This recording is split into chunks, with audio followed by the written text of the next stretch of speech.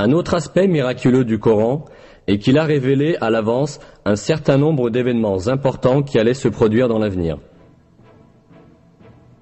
Une autre information sur l'avenir apportée par le Coran se trouve dans le premier verset de la sourate Ar-Rum, mot qui désigne l'Empire byzantin, la partie orientale de l'Empire romain. Ces versets affirment que l'Empire byzantin avait connu une grande défaite, mais qu'il obtiendrait bientôt la victoire.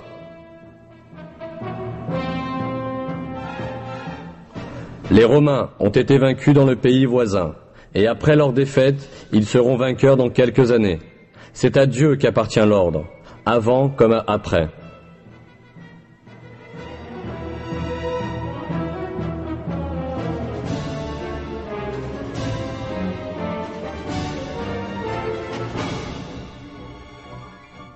Ces versets furent révélés vers l'an 620 de l'ère chrétienne, près de 7 ans après la défaite cinglante infligée par les Perses aux chrétiens de Byzance.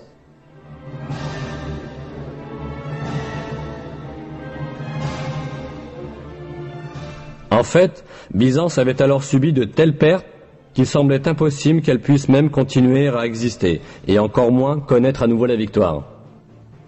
Non seulement les Perses, mais aussi les Avars, les Slaves et les Lombards constituaient de graves menaces pour l'Empire byzantin.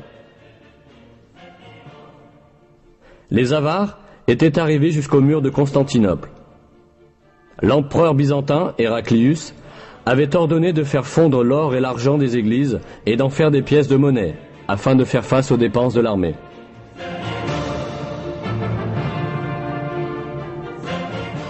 De nombreux gouverneurs s'étaient révoltés contre l'empereur Héraclius, et l'empire était au bord de l'effondrement.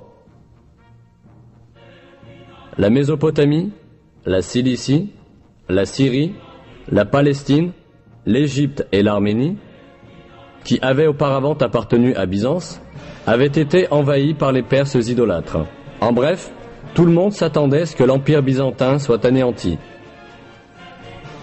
C'est à ce moment-là que les premiers versets de la sourate Ar-Rum ont été révélés, annonçant que Byzance triompherait à nouveau dans quelques années.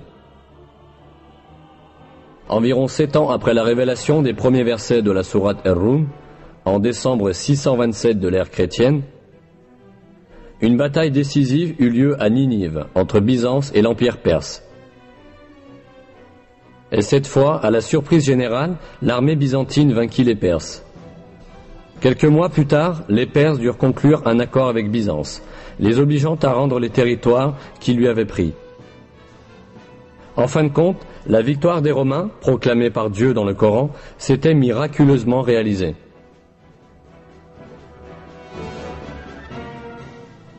Un autre miracle révélé dans ces versets est l'annonce d'un fait géographique qui ne pouvait être connu de personne à cette époque. Dans le 3e verset de la sourate Ar-Rum, nous apprenons que les Romains ont été vaincus dans la région la plus basse de la terre. Cette expression, Adna el-Ard en arabe, a été interprétée dans la plupart des traductions comme signifiant un endroit voisin.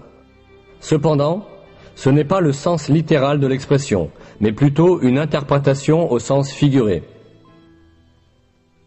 Le mot Adna en arabe est dérivé du mot Dani, qui signifie bas, et Ard signifie la terre.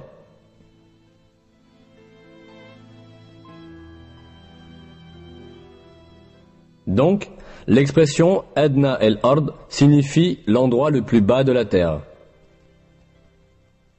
Ce qui est très intéressant, c'est que des batailles cruciales de la guerre entre l'Empire byzantin et les Perses, où les Byzantins avaient été vaincus et avaient perdu Jérusalem, s'étaient réellement déroulées à l'endroit le plus bas de la terre.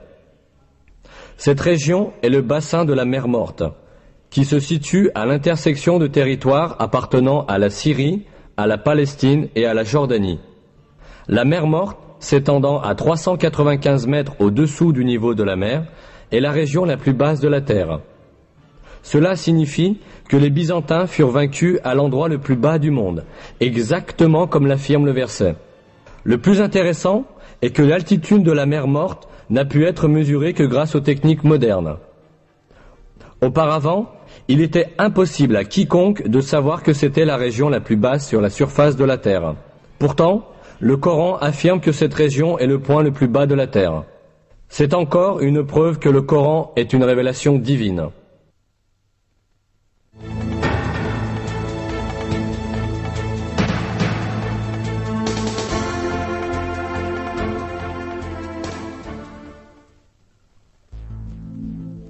À part ces caractéristiques miraculeuses que nous avons examinées jusqu'ici, le Coran comporte aussi un miracle mathématique.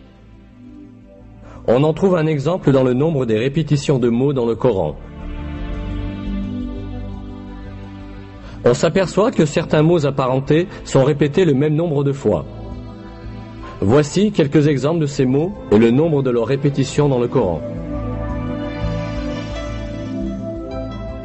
Le mot jour est répété 365 fois au singulier, tandis que jour, au duel ou au pluriel, revient 30 fois. Le nombre de répétitions du mot lune est 12. Le mot châtiment est répété 117 fois, tandis que la fréquence du mot pardon, qui est l'un des principes fondamentaux du Coran, est exactement le double. Les mots monde et au-delà sont aussi répétés le même nombre de fois, 115. L'expression « sept cieux » est répétée 7 fois. La création de cieux revient aussi 7 fois. Le mot « iman » foi, sans génitif, est répété 25 fois dans tout le Coran, de même que le mot « kufr » mécréance ou négation de la vérité. Le mot « zakat » est répété 32 fois.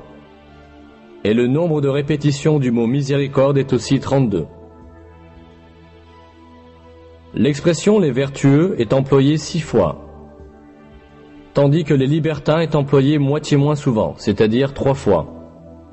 Être humain est employé 65 fois, et on obtient le même nombre en additionnant le nombre de fois où sont mentionnés les stades de la création de l'homme.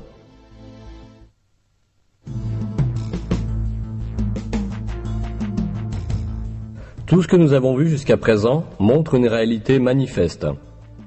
Le Coran est un livre si extraordinaire que tout ce qu'il rapporte s'est avéré vrai, et que des faits que nul n'aurait pu connaître à l'époque ont été annoncés dans ces versets.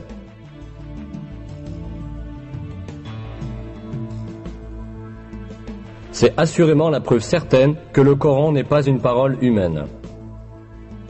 Le Coran est la parole de Dieu, l'auteur de toutes choses, le Tout-Puissant dont le savoir s'étend à toutes choses. Dans un verset, Dieu nous dit sur le Coran: « S'ils provenaient d'un autre que Dieu, ils y trouveraient certes maintes contradictions. » Non seulement le Coran ne contient pas de contradictions, mais chaque information qu'il apporte révèle, chaque jour un peu plus, le miracle de ce livre divin. Il appartient à l'homme de s'attacher fermement à ce livre divin révélé par Dieu et d'en faire son seul et unique guide. Dans l'un des versets, Dieu nous lance cet appel. « Ceci est un livre béni que nous avons fait descendre. Suivez-le donc et soyez pieux, ainsi peut-être vous sera-t-il fait miséricorde. »